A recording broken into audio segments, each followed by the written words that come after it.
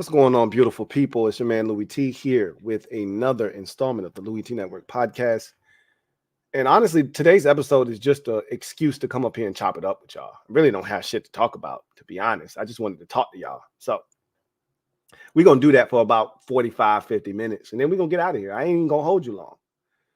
You're locked into the 380th installment of the LouieTeeNetwork podcast that starts now.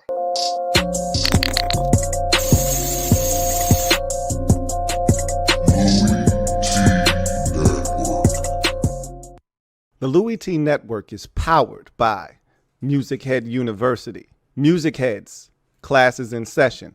Turn me up. Enroll on YouTube now. Link is in the description. Who else could it be but me, your man, Louie T? Welcome to the 380th installment of the Louie T Network podcast. I, of course, am your set man, Louie T. Thank you for joining me. How are you doing today? Thursday, we got NFL football tonight. Yeah, I know.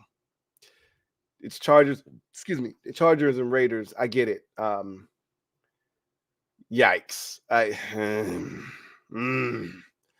This one is tough. We thought last week was tough, but at least one of the two teams was fighting for some playoff positioning in the Steelers. There's nothing tonight. I mean, the Chargers are out of it. Justin Herbert's done for the season. They're going to fire their coach, possibly their GM at season's end. The Raiders already fired their head coach, already fired their GM.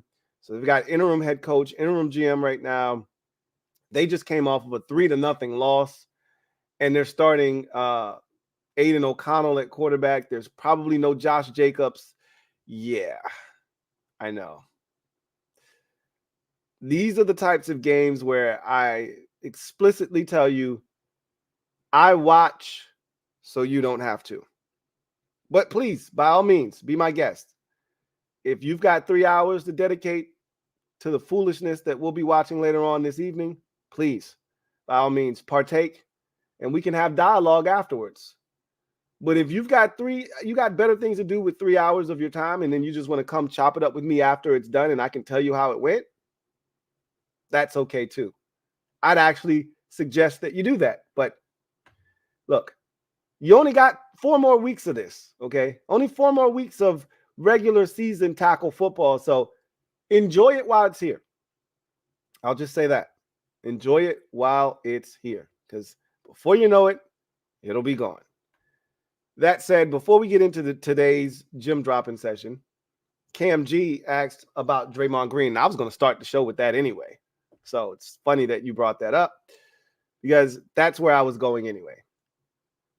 I know you guys saw the last incident with Draymond Green. He's been suspended indefinitely by the NBA, where he just, for no reason other than he's effing crazy, just turned around and hauled off and hit.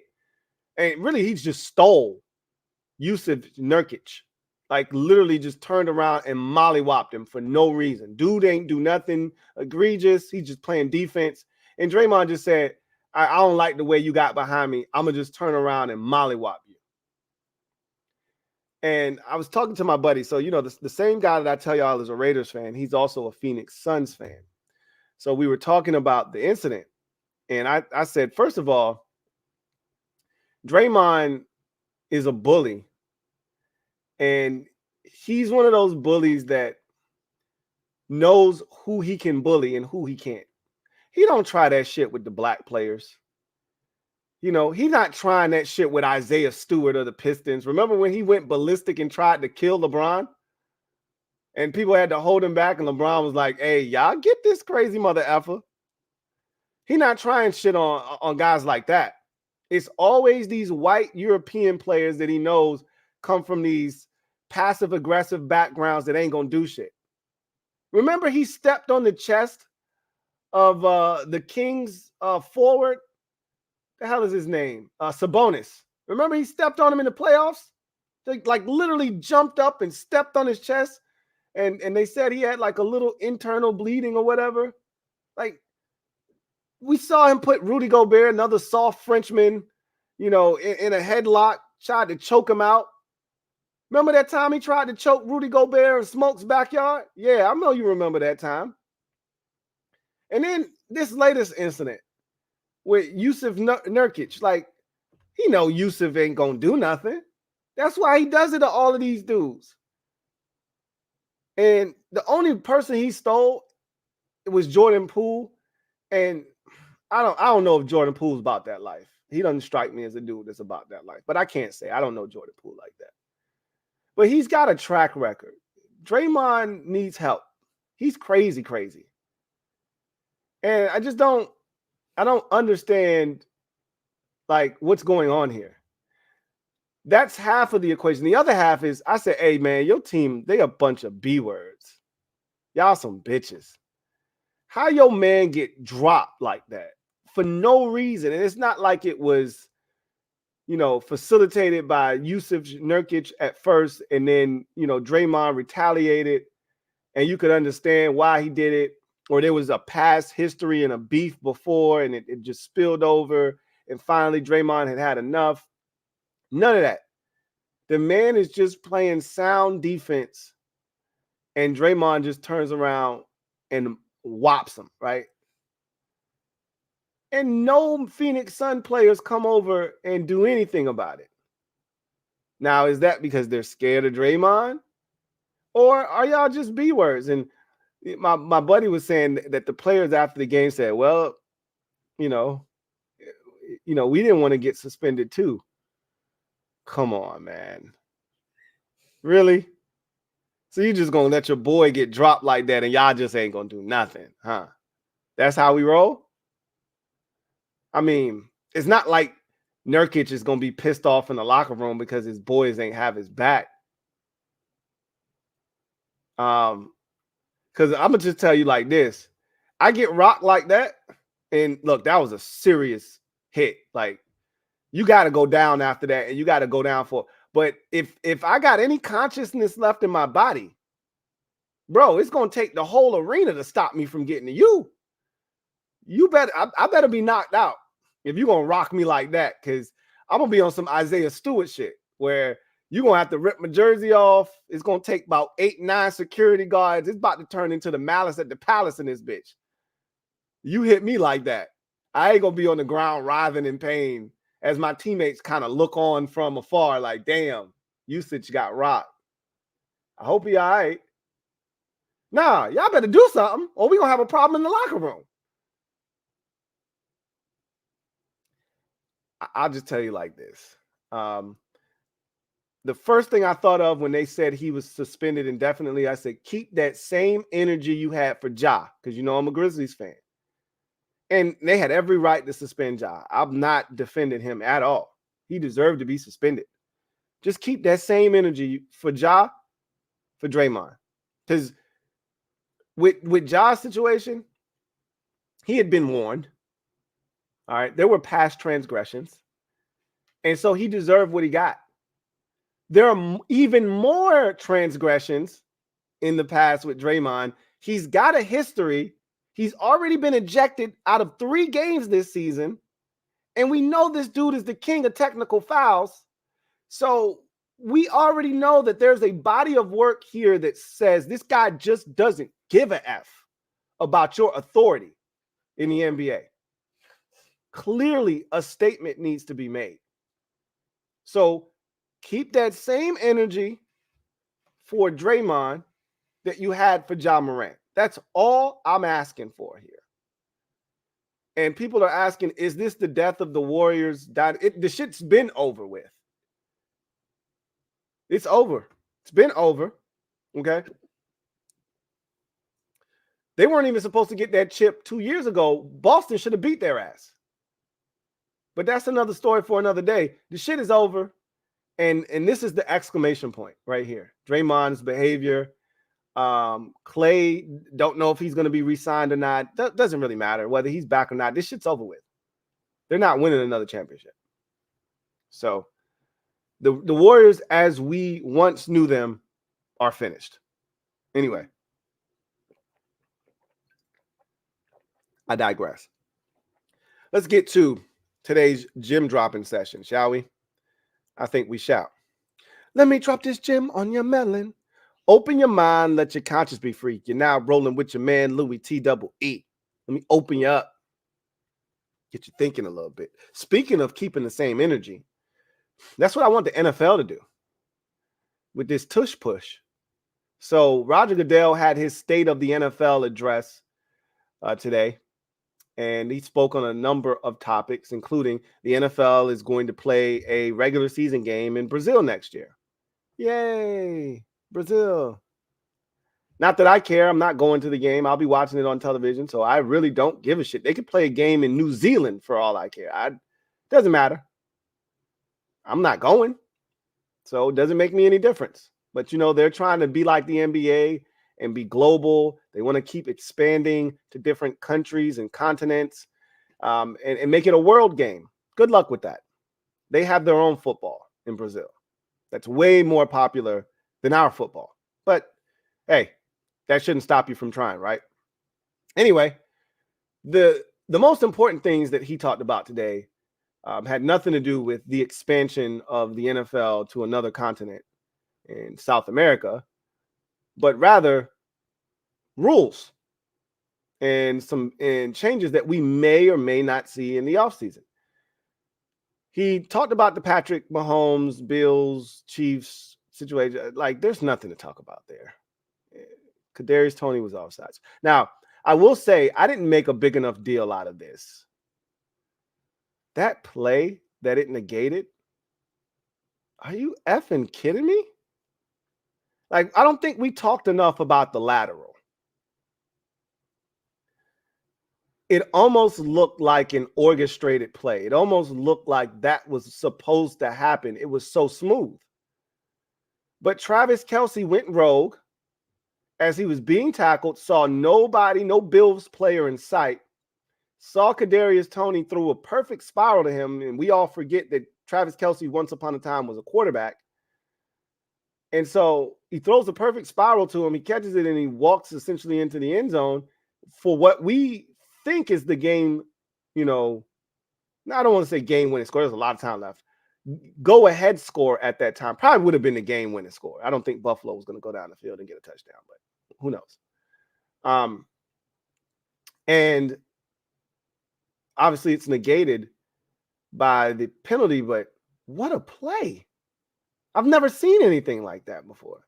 We've seen a hook and lateral. We've seen plenty of those, but he threw that ball behind him by like 12 yards to Kadarius Toney, who then caught it and ran into the end zone. Like, that was insane. You just don't see that in the NFL. And I wonder why more players don't do that. Obviously, there's an inherent risk when you toss the ball to a teammate. If there are other players from the opposite team around, things can go sideways quickly. I get it. But like on an interception, like the Chiefs did this earlier this season against the Dolphins over in Germany, where they caught a pick.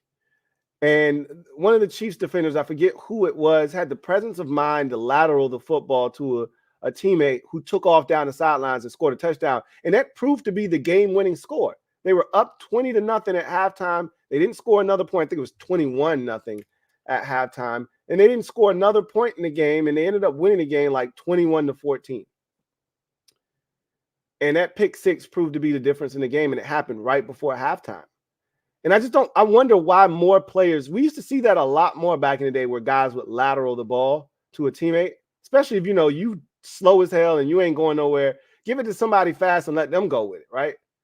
Everybody wants to shine these days. Nobody wants to share. So I thought that was a pretty damn dope play, even though it didn't count. But anyway, I digress. He talked about the tush push in particular and the hip drop tackle. We talked about that.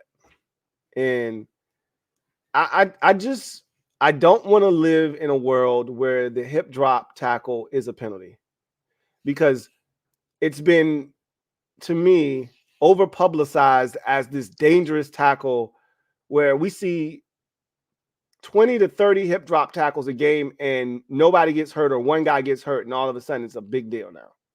It's not like a horse collar where Like dudes were dropping like flies off of horse collars. I saw a guy, Tyrone Calico, I'll never forget this, was playing against Dallas. Tyrone Calico was like 6'5", 198 pounds soaking wet. He was just a stick, a twig, straight up and straight down. Played for the Tennessee Titans.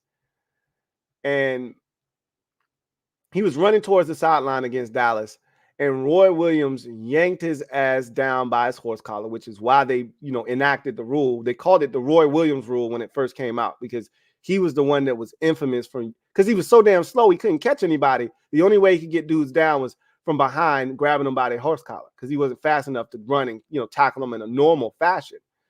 And he grabbed Tyrone Calico by the horse collar, yanked his ass down, and he sprained both of his knees. I've never seen anything like it.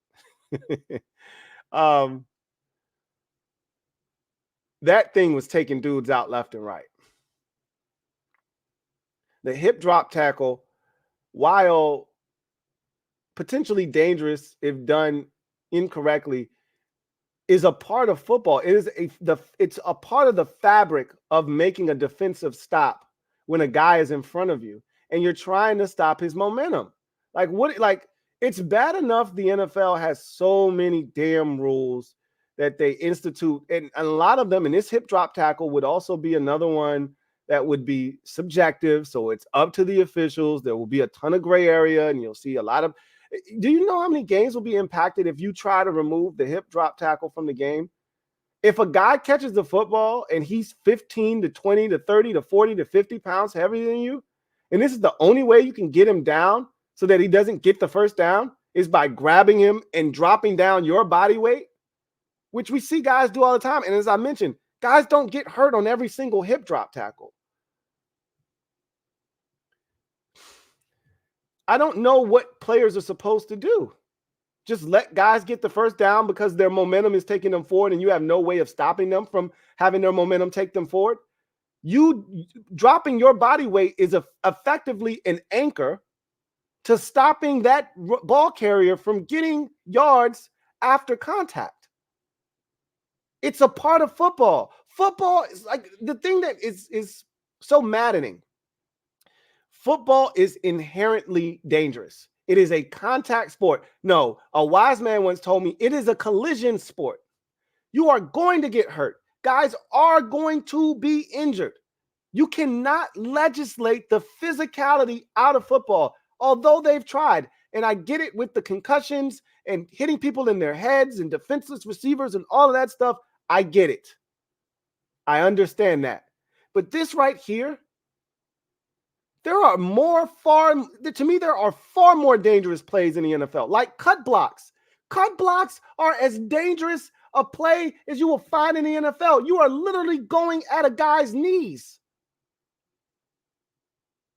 And I don't see anybody clamoring for them to get rid of cut blocks. You want to hurt somebody? Just cut block them. We saw Logan Thomas 2 years ago get taken out by a vicious, dirty cut block by Yannick Ngakoue of the Raiders. Like, there's nothing worse than a dirty cut block. And cut blocks are just dangerous in themselves. You hit a guy in the wrong part of his knee, and that's an ACL right there, waiting to happen. You hit a guy the wrong way on a cut block, and that's a hyperextended knee. I don't see anybody screaming for cut blocks being outlawed. I don't understand why they have such a fascination with getting rid of plays that people take clips here and there. Oh, another hip drop tackle claims another player. Like, I saw one account and I wanted to smack this dude. Like, that's propaganda right there. When you do shit like that, oh, here's another hip drop tackle claiming another. Like, the Florida State quarterback, Jordan Travis, got hurt on the hip drop tackle. Shit happens, bro. It happens. Mark Andrews got hurt on the hip drop tackle. Shit happens, bro. This list isn't 20 players long. It's not. And hip drop tackles happen all the time because, again, how am I, as an undersized defender, supposed to get you, as a bigger ball carrier, down without you dragging me for 3 additional yards? How? My way of stopping you from moving forward is to drop my weight. That's how. When a defensive tackle is getting double teamed, normally that double team is created to create space, right? Create a new line of scrimmage, push that defensive tackle back 2-3 yards off the ball, have that guard then go up to the second level, get to the linebacker, and that's supposed to create the lane that running back needs to get to the second level and potentially hit a home run, right? But if a defensive tackle wants to kill all that noise, you know what he does? He drops down to one knee. You know why? Because he just dropped down essentially his body weight and said, you can't move me now. I ain't going nowhere. What you going to do now? Right? If you want to stop the momentum, you drop down. But Roger Goodell says, we got to find a way to get this out of the game. Really? Why? And I'm telling you, it's going to be a problem when they start calling 15-yard penalties for guys just making routine tackles. You got a guy on 3rd and 17 who catches a pass. He runs for, 9 yards. Guy catches up to him, drops his weight, and all of a sudden he's 8 yards short, and it's a 4th down, and they got a punt, except, hip drop tackle, 15-yard penalty, 1st down. You know how pissed off fans are going to be? That's bullshit. And it's coming. And there ain't a damn thing we can do about it. And guess what? I can sit here and bitch and complain to you about it. We all gonna watch, and they know it. That's why they do the shit that they do. Because they know we're not gonna turn it off. We just gonna bitch and complain like I'm doing right now, and we still gonna watch. And it's still gonna be the biggest product in North America. And they still gonna be making money hand over fist. And advertisers are still gonna be bending over backwards trying to give the NFL their money, because they're the only real live product that moves the needle. So we don't have a voice. We don't have a say in any of this. It's just bullshit. I'm just telling you that. Meanwhile, the Tush push, Troy Vincent said, we don't have any plans of banning the Tush push right now. Roger Goodell says, we don't have an opinion on that right now. We've got to look at the data. More people are getting hurt on the Tush push than they are the damn hip drop tackle. I can tell you that much. But all I ask is that everything that you do is supposed to be in the name of making sure that no creative or no competitive balance, no competitive advantage, rather, is given. The Tush push is a competitive advantage for the Philadelphia Eagles. It just is. Now, you can say every team has an equal opportunity to run the play and the Eagles just run it the best. Fine, I get that. That's like saying, hey, every team has the ability to line up and run the football on 3rd and 1. Some teams do it better than others. I get it. But, that's not football. If you're going to allow people to do that, essentially, you might as well allow guys to pick up the running back, allow an offensive lineman to just pick a running back up and run with him in his arms on 3rd and 1. Just get a 330-pound guy to pick up a 200-pound running back and, hey, tackle this dude and just have him run forward for a yard. That's what you're allowing the Eagles to do on the Tush push. I mean, everybody has the same opportunity to do it, but it's bullshit. It's not a football play. It's rugby. Anyway, I digress. I'm done. I just felt like ranting on that for a second because they're not going to do anything. They should have got rid of it last year before it became this phenomenon. Now, if they get rid of it, it's going to be a problem.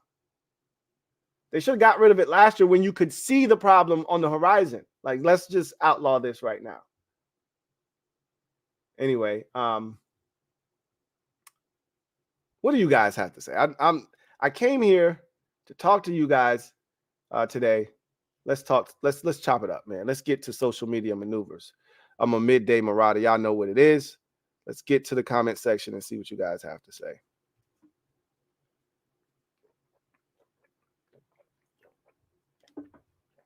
Let's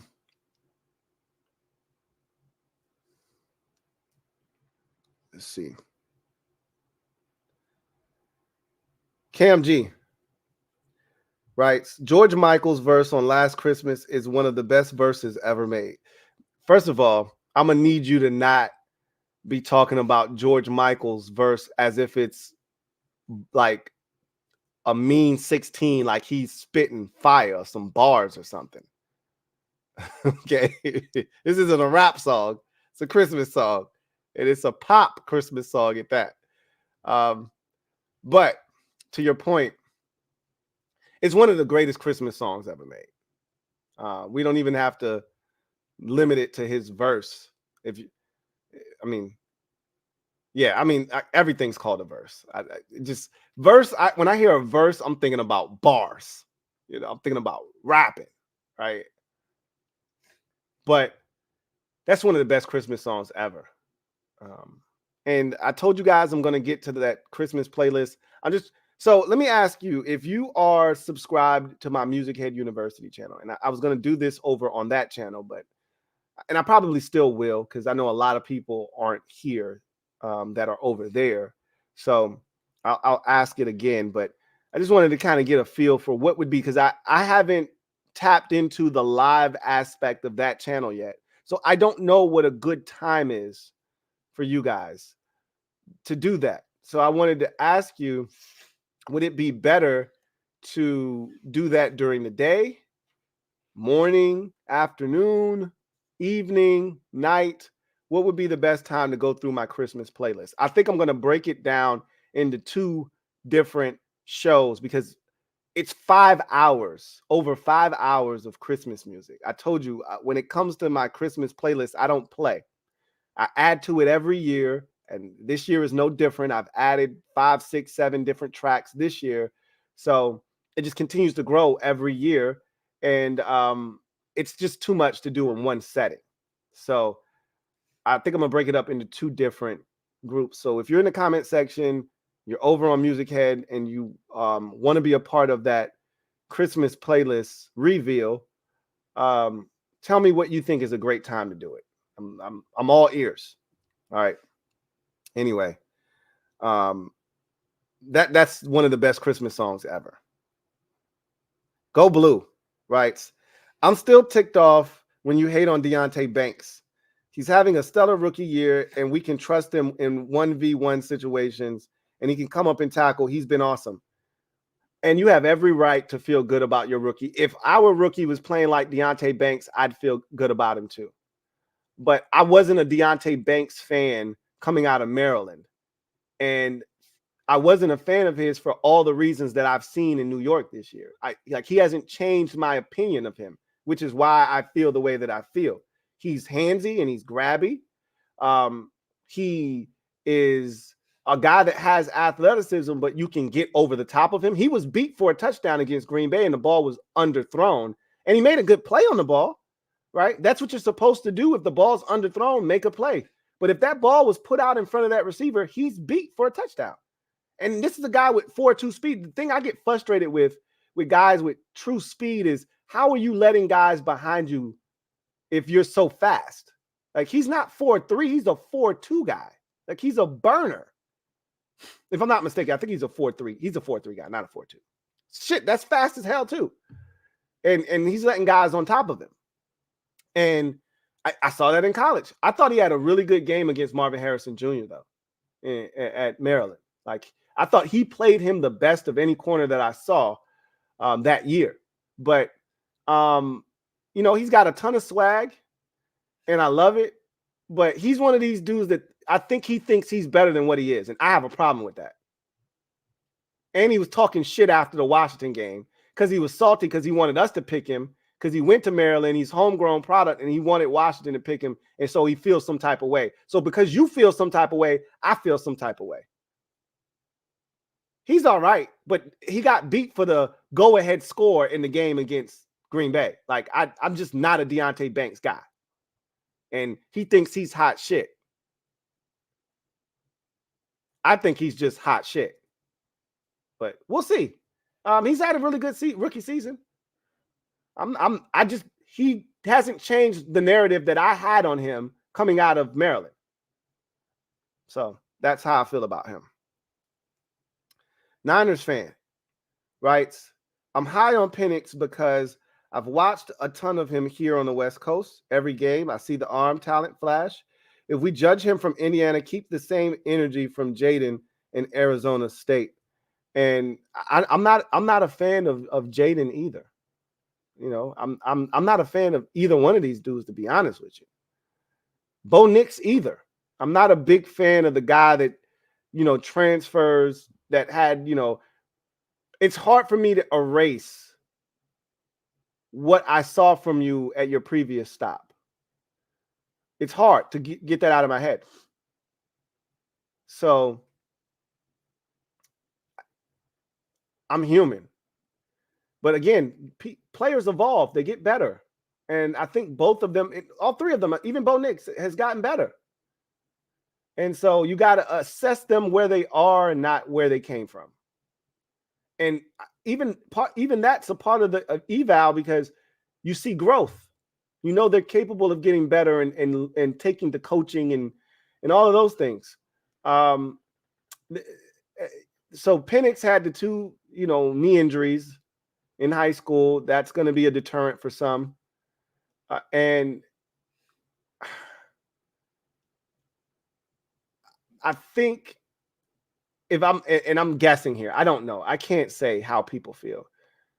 My guess is Penix has more talent around him than Jalen Daniels does. That's my guess. I mean, I don't think we're talking about any LSU receiver going in the first round, top 15, like we are with Odunze, right? So, and again, that shouldn't matter. It really shouldn't. I'm just making up stuff here at this point. I don't know why people aren't as high on Michael Penix. I'll have to watch for myself, and I can tell you how I feel. I can't tell you why everybody else feels the way that they feel. I can only tell you how I feel. Having watched both of them, to me, the only guy that I'm interested in this draft from a talent perspective is Caleb Williams. I don't really think any of the other guys really move the needle for me. That includes Drake May. Drake May's talented. So is Michael Penix. So is Jaden Daniels. Hell, even Bo Nix is, right? Maybe to a lesser degree. But they all have flaws. But we'll see what ultimately happens during the draft process. I can't wait to put on the tape, because I told you I'm not a massive college football fan. I'm not going to pretend that I am. So I can't tell you what these guys have done game in, game out. I don't really watch after the first 2-3 weeks of the college football season. I really don't watch. When you got small kids and you got other shit going on, I'm about to be in the season where every Saturday I'm taking the kids to some sporting event. I'm never going to be able to watch college football. So I've already preconditioned myself to not watch college football, because my life for the next probably decade plus is going to be ripping and running, taking her to, you know, dance recital or singing class, him to football or baseball or basketball. That's what my Saturdays are going to consist of, pretty much. It's already starting now with my eldest son. So I don't know. I don't usually know about these prospects until I start watching them come February or so, January, February. So I can't give you a definitive answer on that. Steel City, right? Lou, I don't understand why you would be so eager to get Tomlin. You just went through the same thing with Rivera, an old defensive coach who's a leader but is so mediocre. The difference is Ron Rivera had 3 winning seasons in 13. Mike Tomlin doesn't have any losing seasons, and he's done it with mediocre talent. I guarantee you, if you had Ron Rivera, you wouldn't have gone to the playoffs as many times as you have. And you could complain about the lack of success in the playoffs. Guess what? You can't beat good teams with mediocre talent in the playoffs. It's a miracle that you even got there. And that's off the strength of Tomlin. You shouldn't have been in the playoffs 2 years ago. Like, what were the Steelers doing there anyway? Yeah, you got destroyed by the Chiefs when you got there, but you shouldn't have been there in the first place. You guys were awful. But Mike Tomlin always finds a way to get you there. That's all I'm saying. We got way more talent in Washington than Tomlin has had over the last, we'll call it 7 years. Now you got talent now, but your biggest issue, and I've said this already, you haven't had an offensive coordinator worth a damn. So it doesn't matter what kind of talent you're sporting out there, but he's done it with Duck Hodges and Mitchell Trubisky and Landry Jones. I mean, I could go down the list of names that these are crazy names, bro. And somehow you're still making it into the playoffs. Or at least to a winning record or 500. We have enough talent that we feel like we should be competing, and we're at 4-9, guy. Like, that's why Steel City. I feel like Tomlin, like, now look, I've already stated what I want. I want an offensive-minded guy, young offensive mind that our quarterback can grow with, so we could avoid what Tomlin has gone through in Pittsburgh. But if Tomlin's available, trust me, and you say that because you're jaded by Mike Tomlin. I'll just tell you like this. Grass ain't always green on the other side, and you don't always know what you've got till it's gone. Move on from Mike Tomlin. You're not going to. There's a story that already came out that says the Steelers have no intentions of moving on from Mike Tomlin, which they shouldn't. But move on from Mike Tomlin if you want. Go ahead. I dare you. I double dog dare you. See how long the line is of teams looking to get their hands on Mike Tomlin. I'm not saying that you won't be better off because of it. The next guy you get might turn out to be the next Sean McVay, for all we know. But I tell you what, there'll be a long-ass line of teams trying to get to Mike Tomlin, and my team would be one of them. Steel City writes, I don't want to see you go through the same suffering us Pittsburgh fans have been through. Be careful what you wish for, bro. I'm hoping you guys get Ben Johnson for your sake. And honestly, I want an offensive-minded guy, but I take Tomlin in a heartbeat. I want a winner. Mike Tomlin's a winner. We'll figure out the rest of it. But I've seen what Mike Tomlin has done with a credible NFL quarterback and a real offensive play caller. I've seen what he's done. You give him that, and I think you got a shot.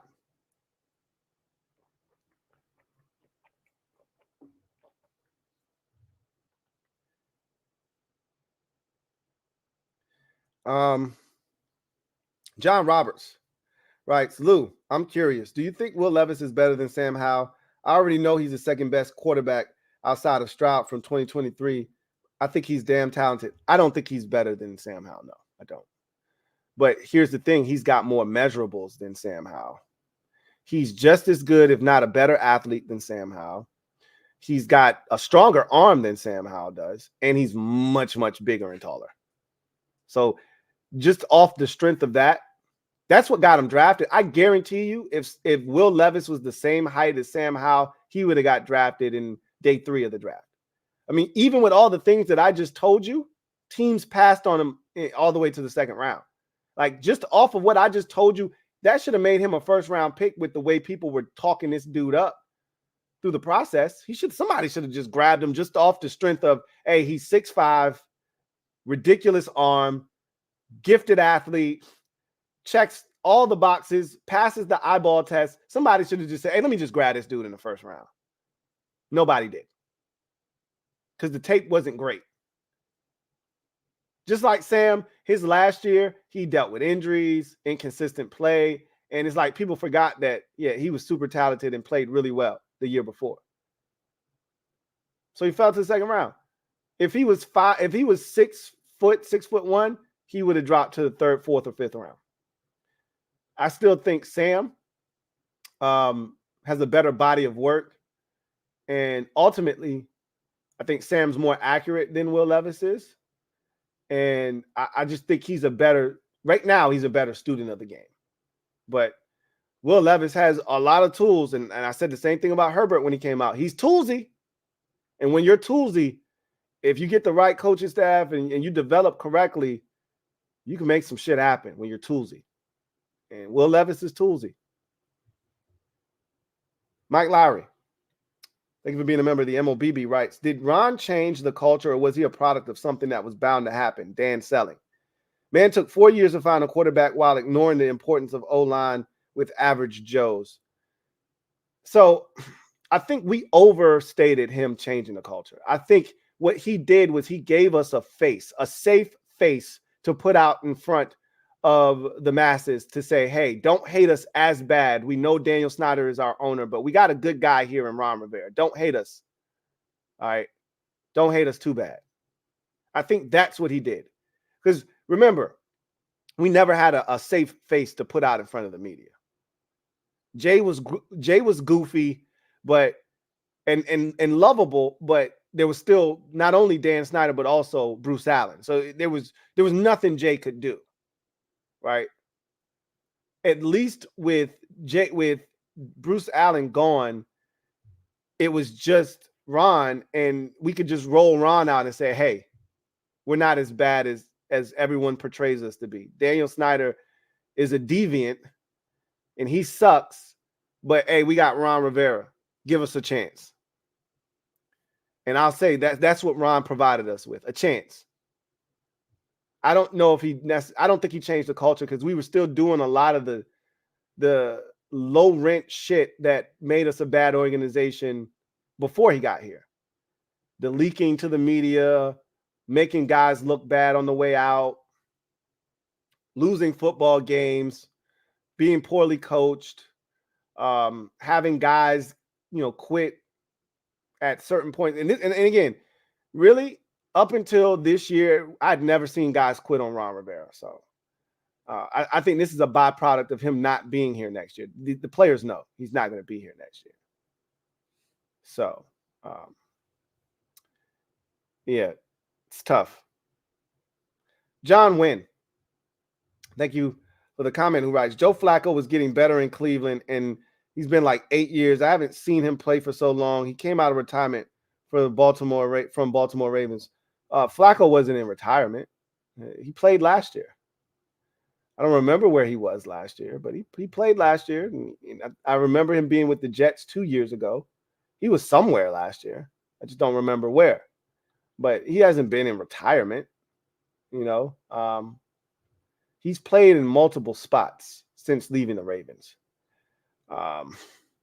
Again, I just don't remember all of them. But I do very vividly remember him being a New York Jet for like 2 years or so. I think he was in Denver at one point, if I'm not mistaken. Flacco's been all over the place since leaving Baltimore. And for some inexplicable reason, nobody gave him a call this offseason. Or even when the injuries at the quarterback position started to mount. That's everybody else's loss and a big gain for Cleveland, who signed Flacco officially to a 1-year deal today. So he's no longer on the practice squad. Good for him. He's going to give him a chance to make the playoffs. I believe they're a playoff team with Joe Flacco under center. Go Blue writes, but Lou, I see corners get beat all the time. I watch Xavier Howard get cooked against the Titans. Also, Malik Neighbors is the LSU receiver who's number 2 behind MHJ, by the way. I don't watch enough college football, so if you tell me they've got a good receiver, great. Look, corners are going to get beat. I'm just telling you that when you're young, you got to establish, like, I'll just say when Sauce Gardner came into the league, and I know they're 2 different corners, right?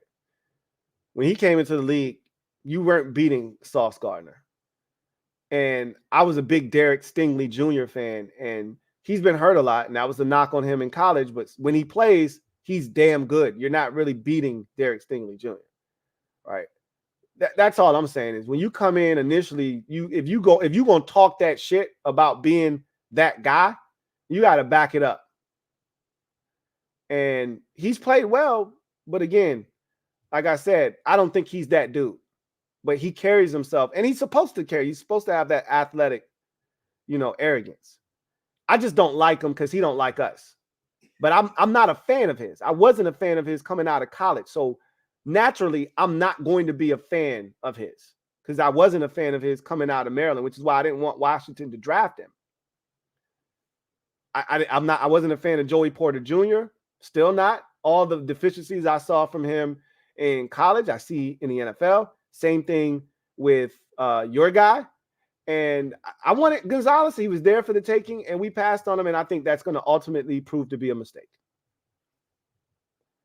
Cam G writes, I think Emmanuel Forbes' peak as a corner will be Xavier Howard. You can't compare Emmanuel Forbes to anybody because nobody's built like the only guy I could think of is like Dominique Rodgers-Cromartie, and even he was still like 200 and something pounds. Like there's no 175-pound corners at that size in the NFL. You know what? The 49ers had a dude. I can't remember what his name was, but he was a big, tall, skinny dude. But he had some off-the-field issues in college. I guess that's the best comp for Emmanuel Forbes right now. Because that's the only guy that I could think of that was that tall and that skinny. And he didn't have a great NFL career. It's going to be hard. We'll see. Steel City says, Lou, let me stop you there. The Duck Hodges Rudolph saga was 1 year in 2019. We didn't make the playoffs. They didn't start for another game for us outside of week 18, Rudolph in 2020. It's the fact that they were on the field for multiple games and you didn't go 4-9 is what I'm telling you. You didn't go 7-10 or 7-9. You didn't go 6-10 in those days. I think we weren't playing 17 game schedules then. You didn't go 5-11. You didn't go 4-12 with those guys at quarterback. Other teams would have with different coaches. That's what I'm telling you is he doesn't let the team fall apart. He doesn't make excuses for whatever happens. He just finds a way to get it done. That's what I'm trying to tell you. Ben Roethlisberger might as well have been Duck Hodges at the end of his career. He was awful, and you still were winning games with Ben Roethlisberger, who could barely throw the football 15 yards down the field. My point is, Tomlin finds a way to win. You're sick and tired of winning and feeling like, to you, it's empty wins. It's empty calories. I'm telling you that as a fan of a team that doesn't win shit, give me the guy that finds a way to win, and we'll figure out the rest of that. Let me be jaded by going 9-8 in a season where most teams would have went 4-13. Let me go 9-8. I'll figure out the rest of that shit. You guys are so spoiled, you don't know how good you have it, that you don't want to hear anybody else who doesn't know what you know, who doesn't have what you have. You don't want to hear it because you're so spoiled because you've won for so long that you're tired of, you're calling that mediocre. No, that's winning. You may not be winning at the levels you were at the height of the Killer Bees. You might not be winning at the height, winning at the levels of the heights of when you had Aaron Smith and Brett Kiesel and James Harrison and Joey Porter and all those guys. Sure. You're not winning you're not going 13-3 or 13-4 like you once did when Ben was in his prime. You had Antonio Brown and Le'Veon Bell and Martavis Bryant. I get that. But you're not bottoming out. You're not 5-11. You have no business this season you had no business being 7-4 before you played Arizona and the New England Patriots. You had no business being 7-4. You guys suck ass. Specifically on offense. Your defense is really good. You know why your defense is really good? Because of Mike Tomlin. Your defense is really good. Your offense is putrid. And somehow you're still 7-4. Special teams is really good too. I'm just saying, as a fan on the outside looking in, I know what you're talking about. I know what you're saying. You're not the only Steelers fan who feels that way. I'm just telling you, you're spoiled. You can pass that 9-8 over here because we think we can take that 9-8 and turn it into 11-5 or 11-6 or 12-5. See, you think Mike Tomlin is a 9-8 coach. I don't think he's a 9-8 coach. I see a guy that takes a 5-12 team and make them 9-8. Give me that guy. Because I love to see what he can do with a team that I think we are a 9-8 type of ball club, an 8-9 team. I'd love to see what he can actually do with a team that's supposed to be 9-8. Shit, he might go mess around and go 13-4. I'd love to find out though. If you don't want him, again, if you don't want him, just pass him on, bro. Somebody else will make good do with him. He's still relatively young. Pass him on if you don't want him. Try your hand at somebody else. Just Andre writes, what do you think is Kanye West's best album? Oh, that's a good question. You know what? That's a topic for discussion on my MusicHead University channel. I'm going to save that because I've thought about that, and I thought about that long and hard, and it's a good question. I think we're going to chop it up over there and talk about that eventually because I'm going to get that to the point where I'm going live on that consistently. You know what I'm saying? That's the goal. Barry Curtis.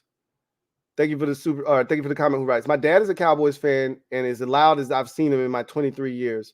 I'm also once again realizing just how many of them there are. I think I prefer Eagles win, LOL. I tried to warn you. I'm in the same predicament. My dad is a Cowboys fan. I haven't seen him this juiced up since, I want to say, Romo's first big season when they went, I'm going to say 13-3 and got beat by the Giants in 2007. I haven't seen him this loud since then.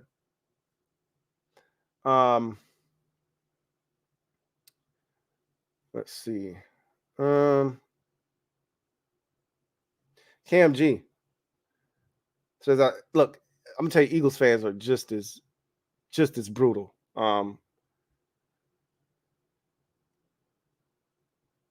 G, I'm gonna take two more comments and I got to get out of here. I think ownership should force Hal on the new. No, I don't think so.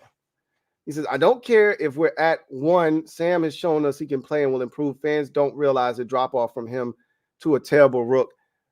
You can't force Sam on the next GM. That reeks of the last regime. That reeks of Dan Snyder. That's what he did to Ron with Dwayne Haskins. That's what he did to Jay with Robert Griffin III. You can't do that. Can't do that. You'd be repeating old bad habits. You can't want different and say that the organization has started anew and you're doing the same old shit. Like you got to let that GM make up his mind and decide that he wants Sam. And if he doesn't, so be it. I prefer him to want Sam, but if he thinks he can do better, let the GM look. I want this GM to sink or swim based off of his own decision making, not because somebody forced him to do something.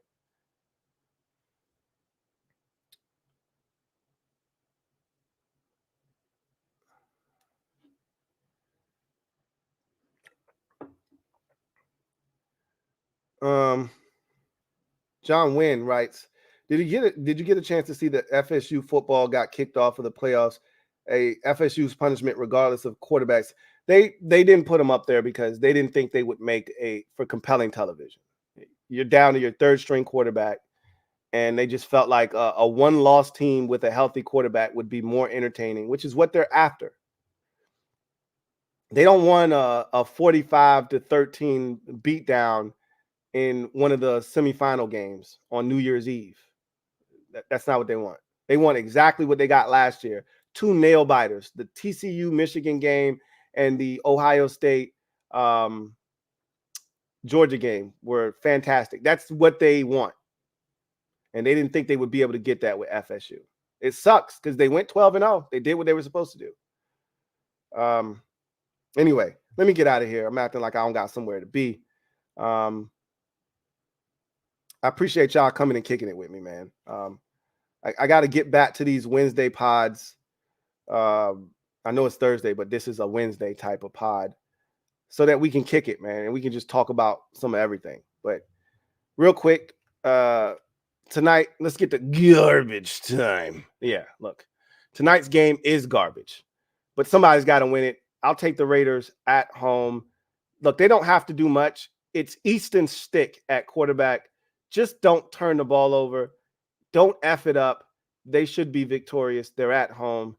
Chargers are just like Washington. They're going to clean house when this is all said and done. Most likely. I don't know if their GM will get fired or not, but at the end of the day, just win the game, Raiders. Okay? Don't piss me off. I'm taking the Raiders to get my week started off the right way.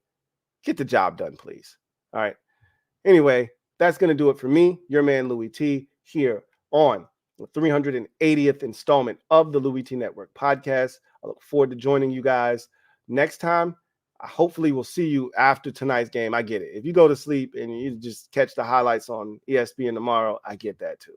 It's bad, man. But again, I'm going to watch so you don't have to. Hopefully you'll come and kick it with me after the game has met its conclusion. In any event, I'll see you guys next time. Take care. Have a good one.